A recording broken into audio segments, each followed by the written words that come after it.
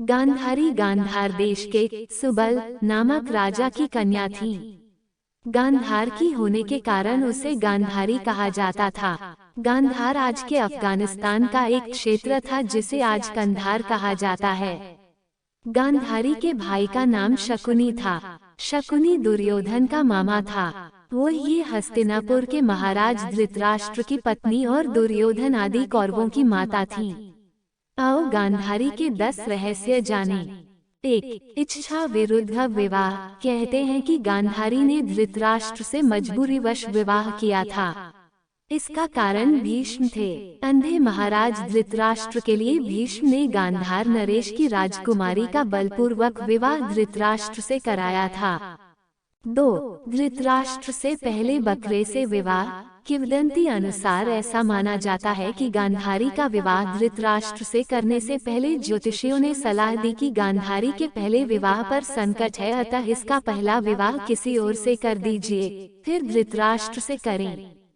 इसके लिए ज्योतिषियों के कहने पर गांधारी का विवाह एक बकरे से करवाया गया था। बाद में उस बकरे की बलि दे दी गई। कहा जाता है कि गांधारी को किसी प्रकार के प्रकोप से मुक्त करवाने के लिए ही ज्योतिषियों ने ये सुझाव दिया था।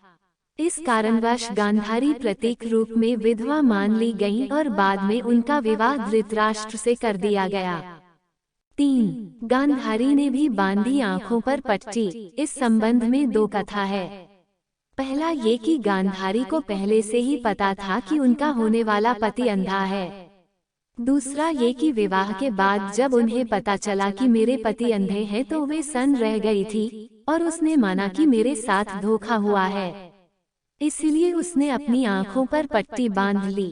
पहली कथा के अनुसार गांधारी ने पतिव्रत धर्म का पालन करते हुए अपनी आंखों पर जीवन भर के लिए पट्टी बांध ली थी। इसी कारण गांधारी का संसार की पतिव्रता और महान नारियों में विशेष स्थान है। 4. जब धृतराष्ट्र को हुई गलतफहमी, गांधारी एक विधवा थी, ये सच्चाई बहुत समय तक कौरव पक्ष को पता नहीं चली। ये बात जब महाराज धृतराष्ट्र को पता चली तो वे बहुत क्रोधित हो उठे। उन्होंने समझा कि गांधारी का पहले किसी से विवाह हुआ था और वह न मालूम किस कारण मारा गया। धृतराष्ट्र के मन में इसको लेकर दुख उत्पन्न हुआ और उन्होंने इसका दोषी गांधारी के पिता राजा सुबाल को माना।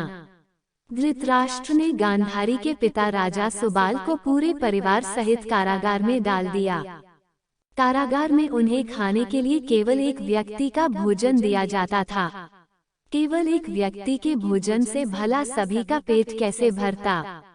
ये पूरे परिवार को भूखे मार देने की साजिश थी। राजा सुबाल ने ये निर्णय लिया कि वह ये भोजन केवल उनके सबसे छोटे पुत्र को ही दिया जाए ताकि उनके परिवार में से कोई तो जीवित बच सके, और वह था शकुनी। ये भी कहा जाता है कि विवाह के समय गांधारी के साथ उनका भाई शकुनी और आयु में बड़ी उनकी एक सखी हस्तिनापुर आई थी और दोनों ही यहीं रह गए थे।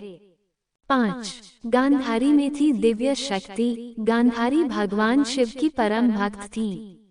शिव की तपस्या करके गांधारी ने भगवान शिव से यह वरदान पाया था कि वह जिस किसी को भी अपने नेत्रों की पट्टी खोलकर नग्नावस्था में देखेगी, उसका शरीर वज्र का हो जाएगा। युद्ध से पहले ऐसे में गांधारी ने अपनी आंखों की पट्टी खोलकर दुर्योधन के शरीर को वज्र का करना चाहा, लेकिन कृष्ण के बहकावे के कारण दुर्योधन ने अपने गुप्तांग को पत्तों से छिपा लिया था, जिसके चलते उसके गुप्तांग और जांघें वज्र के समान नहीं बन पाए। इसी कारण अपने प्रण के अनुसार ही महाभारत के अंत में भीम ने गदा से दुर्योधन की जांघ पर प्रहार किया और दुर्योधन मारा गया। 6. गांधारी के पुत्र नहीं थे धृतराष्ट्र के पुत्र। गांधारी के पुत्रों को कौरव पुत्र कहा गया, लेकिन उनमें से एक भी कौरववंशी नहीं था। धृतराष्ट्र और गांधारी के 99 पुत्र और एक पुत्री थी जिन्हें कौरव कहा जाता था। गांधारी ने वेदव्यास से पुत्रवती होने का वरदान प्राप्त कर किया था। इस वरदान के चलते ही गांधारी को 99 पुत्र और एक पुत्री मिली थी। उक्त सभी संतानों की उत्पत्ति 2 वर्ष बाद कुंडों से हुई थी। गांधारी की बेटी का नाम दुशला था। गांधारी जब गर्भवती थी तब धृतराष्ट्र ने एक दासी के साथ सहवास किया था, जिसके चलते युयुत्सु नामक पुत्र का जन्म हुआ। इस तरह कौरव 100 हो गए। 7 कुंती से थी गांधारी की प्रतिद्वंदिता। कुंती के पुत्र पांडव थे और गांधारी के पुत्र कौरव। प्रारंभ में दोनों ही एक ही महल में रहती थी, लेकिन राजगद्द के चक्कर में दोनों में अप्रत्यक्ष रूप से प्रतिद्वंदिता रहती थी। कुंती एक अद्भुत महिला थी। पति की मृत्यु के बाद कैसे उन्होंने अपने पुत्रों को हस्तिनापुर में दालिक करवाकर गुरु द्रोणाचार्य से शिक्षा दिलवाई और अंत में उन्हें राज्य का अधिकार दिलवाने के लिए प्रेरित किया, ये सब जानना अद्भुत है। जिस तरह कुंती ने संघर्ष किया उसी तरह गांधारी ने भी संघर्ष किया। फिर भी दोनों की महिलाएं एक दूसरे के सुख दुख में साथ देती थीं। 8 पुत्र और भाई के वश में गांधारी। शकुनी ने गांधारी व धृतराष्ट्र को अपने वश में करके धृतराष्ट्र के भाई पांडु के विरुद्ध षड्यंत्र रचने और राजसिंहासन पर धृतराष्ट्र का आधिपत्य जमाने को कहा था। शकुनी की जब ये चाल किसी भी कारण से सफल रही हो, उसका सम्मान और बढ़ गया। गांधारी अपने भाई की चाल को समझती थी और वह अपने पुत्र को बुराइयों से दूर रहने का कहती थी, लेकिन उसकी नहीं चलती थी। पति, भाई और पुत्र के बीच गांधारी विवश थी। 9 श्री कृष्ण को शाप। गांधारी के सभी 100 पुत्र महाभारत के युद्ध में मारे गए। अंत में दुर्योधन का जब भीम ने वध कर दिया। महाभारत युद्ध के पश्चात सांत्वना देने के उद्देश्य से भगवान श्री कृष्ण गांधारी के पास गए। गांधारी अपने 100 पुत्रों की मृत्यु के शोक में अत्यंत व्याकुल थीं। भगवान श्री कृष्ण को देखते ही गांधारी ने क्रोधित होकर उन्हें शाप दिया कि तुम्हारे कारण जिस प्रकार से मेरे 100 पुत्रों का नाश हुआ है, उसी प्रकार तुम्हारे वंश का भी आपस में एक दूसरे को मारने के कारण नाश हो जाएगा। भगवान श्री कृष्ण ने गांधारी से कहा, देवी, मैं आपके दुख को समझ सकता हूँ। यदि मेरे वंश के नाश से तुम्हें आत्मशांति मिलती है तो ऐसा ही होगा। भगवान श्री कृष्ण ने माता गांधारी के उस शाप को पूर्ण करने के लिए अपने कुल के यादवों की मति फेर दी।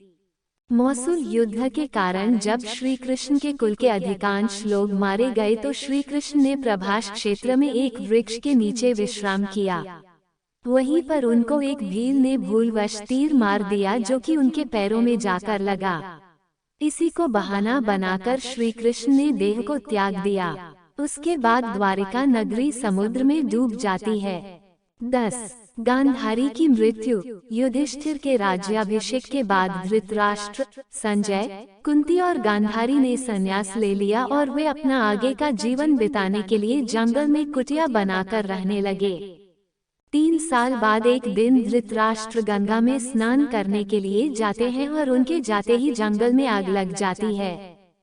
वे सभी धृतराष्ट्र के पास आते हैं। संजय उन सभी को जंगल से चलने के लिए कहते हैं, लेकिन दुर्बलता के कारण धृतराष्ट्र वहां से नहीं जाते हैं। गांधारी और कुंती भी नहीं जाती है। जब संजय अकेले ही उन्हें जंगल में छोड़ चले जाते हैं, तब तीनों लोग आग में झुलस कर मर जाते हैं। संजय उन्हें छोड़कर हिमालय की ओर प्रस्थान करते हैं, जहां वे एक सन्यासी की तरह रहते हैं। बाद नारद मुनि युधिष्ठिर को ये दुखद समाचार देते हैं। युधिष्ठिर वहां जाकर उनकी आत्मशांति के लिए धार्मिक कार्य करते हैं।